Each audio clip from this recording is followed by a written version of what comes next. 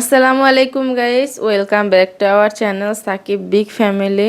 আমি যেই একটু চুপ থাকি, কোনো কথা বলি না, ছোট সতীন যে কি লাফানো শুরু করে আর ঘরের ভিতরে যে কি শুরু করছে, একটার পর একটা ষড়যন্ত্র করেই যাইতেছে।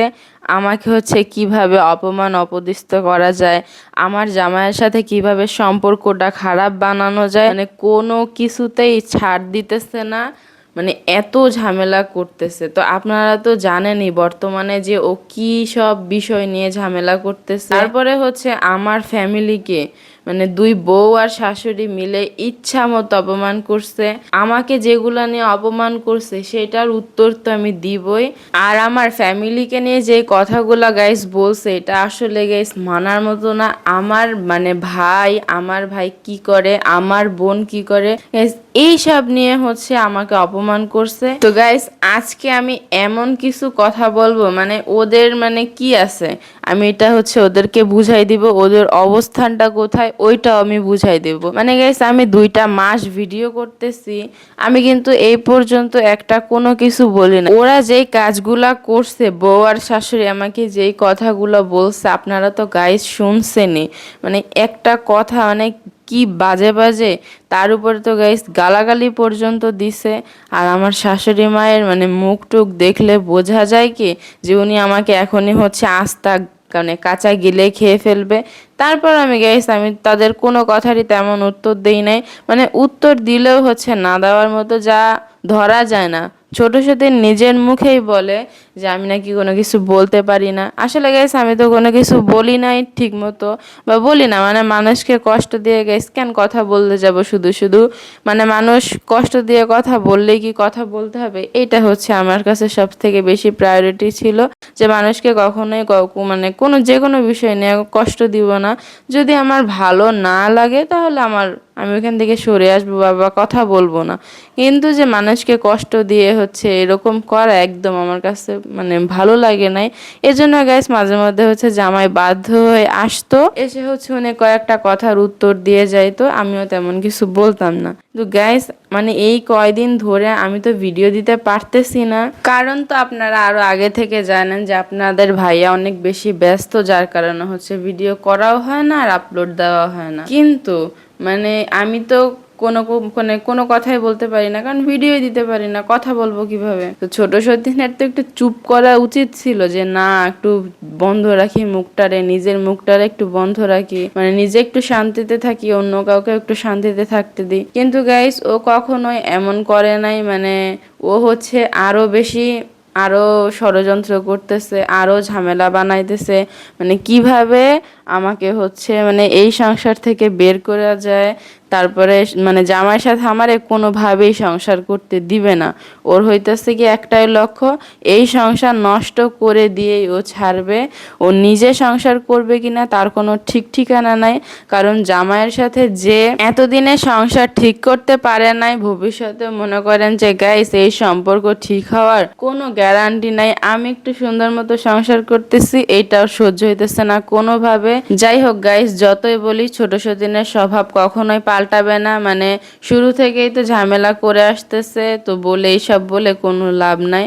তো আপনাদের সাথে গল্প না করলে আমার দিনটা ভালো যাবে না, কারণ কয়েকদিন ধরে ভিডিও দিতে পারি না, মনটা অনেক বেশি খারাপ। আপনাদের সাথে কথা বলে আমার মনটা একটু হালকা হয়। ঘরের যে অবস্থা জানা তাই, শান্তি তো দূরের কথা, এই ঘরে থাকাটাই অনেক বড় একটা চ্যালেঞ্জের বিষয় এখন। আর গাইস আমি এদিকে দেশি মুরগির মাংস রান্না করতেছিলাম। আব্দুর রহমান পাগল হয়ে গেছে মুরগির ঘ্রাণ পেয়ে, আমাকে বলতেছিল বারবার, আম্মু আমি দেশি মুরগির মাংস খাবো।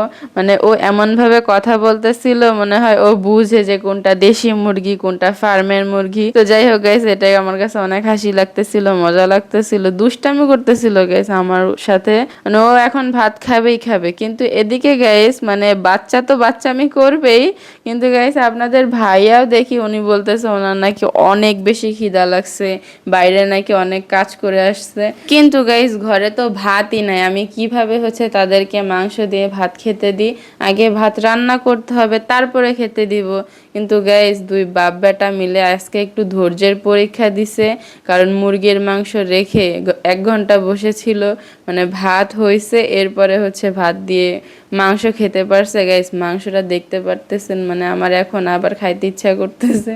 মানে মাংসটা অনেক মজা হয়েছে, আর ঘ্রাণ তো মাশাল্লাহ পুরো বাড়ি ঘর একেবারে মানে ঘ্রাণে মোয়া মোয়া হয়ে গেছে। আর একটা বিষয় গাইস, আপনারা খেয়াল করে দেখবেন যে আমি যে মাংসটা রান্না করছি মশলাপাতি একসাথে মাখায় কিন্তু রান্নাটা করি নাই। আগে হচ্ছে পেঁয়াজটাকে ভুনা করছি, এরপরে হচ্ছে মাংস দিয়ে আস্তে আস্তে মাংস রান্না করছি। আপনারা অনেকেই হয়তো মশলা মাখায় আমার মতন হচ্ছে মাংস রান্না করতে পারেন না, তো আপনারা হচ্ছে আমার এই রেসিপিটা একটু ট্রাই করতে পারেন, কারণ আমিও গাইস ওরকমভাবে মশলা মাখায় যদি রান্না করি একটুও মজা হয় না, আমার নিজের কাছে একটু ভালো লাগে না খেতে। তো আপনাদেরও যাদের এরকমের সমস্যা হয় আমার মতন, অবশ্যই ট্রাই করবেন গাইস। আজকের মাংসটা অনেক মজা হয়েছে, এটা না বললেই না। আর এইদিকে আব্দুর রহমানের যে আজকে কি হয়েছে, ও নাকি হচ্ছে বাবার মতো পাঞ্জাবি পরবে, পায়জামা পরবে। তো আমিও গাইস মানে বাচ্চার কথা ফেলতে পারি না, ওকে পড়াই দিছি, এখন বলতেছে আম্মু আমাকে ভিডিও করো, ও ঘর ঝাড়ু দিবে, এটা করবে ওইটা করবে, ওকে নাকি আমি এখন ভিডিও করে দিতাম। তো ও মাশাল্লাহ সত্যি খাটের উপর উঠে ঝাড়ুটা নিয়ে ঝাড়ু দেওয়া শুরু করছে। এরপর গাইস আপনারা দেখতে পারবেন ও হচ্ছে ওর জামা দেখায় মানে পাঞ্জাবি দেখাইতেছিল, পায়জামা দেখাইতেছিল, আর বলতেছিল যে ও নাকি হচ্ছে বাবার মতন করে হচ্ছে পায়জামা পরছে, পাঞ্জাবি পরছে।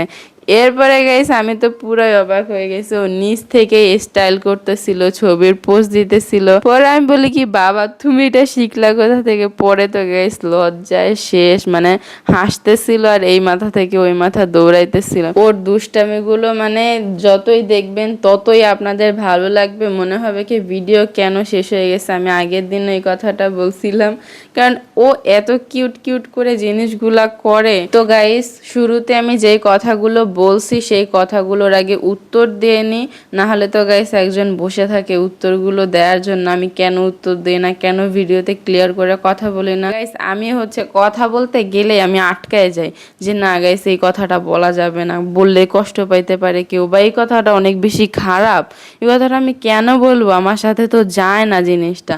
তো আমি বিভিন্ন বিষয়ে মানে দিক চিন্তা করে হচ্ছে কথা বলতে বসি, আর ওই ছোট সতীনের মতন ক্যামেরা একটা ধরে মানে ইচ্ছা মতো বক করলাম, গালি দিলাম, মানুষকে অপমান করলাম, মানে নিজের তো কোনো সম্মান নাই কারো কাছে, আর মানুষকে গাইস সম্মানও করে না। তো ওর মতো তো আমি কখনোই ওই রকম ভাবে কথা বলবো না, যার কারণে হচ্ছে সব সময় বলে আমি নাকি কিছু বলতে পারি না, স্ক্রিপ্ট নিয়ে বসি, এই করি ওই করি, আমার কথার উত্তরগুলো নাকি সব সময় জামাই দিয়ে দেয়।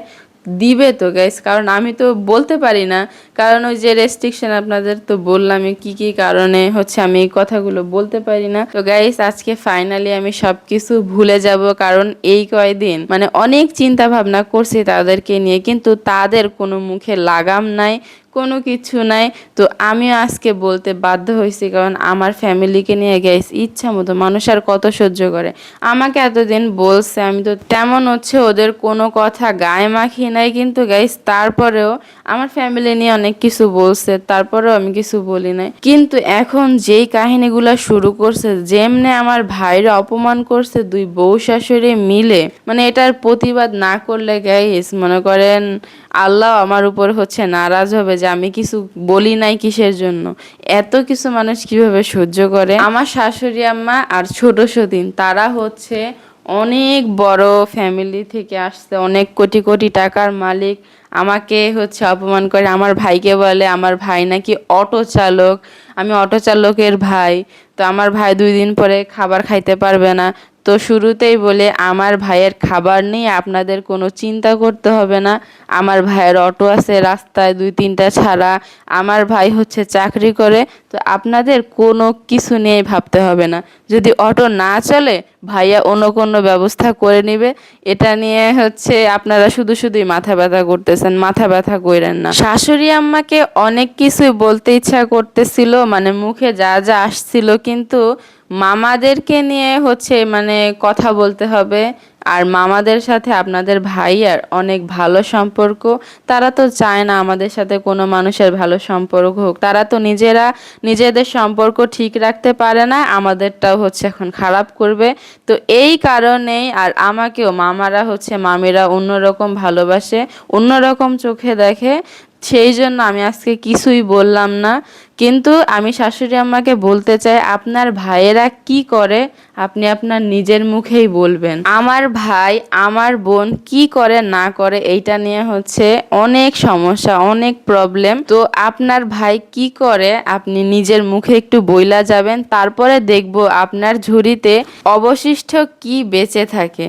কিন্তু গাইস একটা কথা না বললেই না, আমার শাশুড়ি আম্মা কিন্তু নিজের বাসা থেকে পালায়া নারায়ণগঞ্জ আসছে আমার শ্বশুর আব্বার কাছে। মানে এত ভালোবাসে ওনাকে, তো ভালোবাসায় উনি অন্ধ হয়েই হচ্ছে মানে এমন একটা কাজ করছে। আর আমার জামাইকে বলে যে আমার জামাই নাকি ভালোবাসায় অন্ধ হয়ে গেছে, এখন উল্টাপাল্টা করতেছে। তো মানুষ তো ভালোবাসায় অন্ধ হয়ে এমন কাজ করছে যেটা আমার শাশুড়ি মা নিজেও করছে, এখন তার ছেলে করতেছে, কিন্তু ছেলেরটা ওনার সহ্য হইতেছে না। নিজের বেলায় উনি ঠিক ছিল। শাশুড়ি মাকে নিয়ে মানে যদি কথা বলা শুরু করি আজকের ভিডিও শেষ হয়ে যাবে, তাও ওনাকে নিয়ে কথা বলা শেষ হবে না। আর ছোট সতীনের এই যে ভাইয়ের বিষয়ে, এগুলা নিয়েও গাইস আমি আপনাদের সাথে কথা বলবো।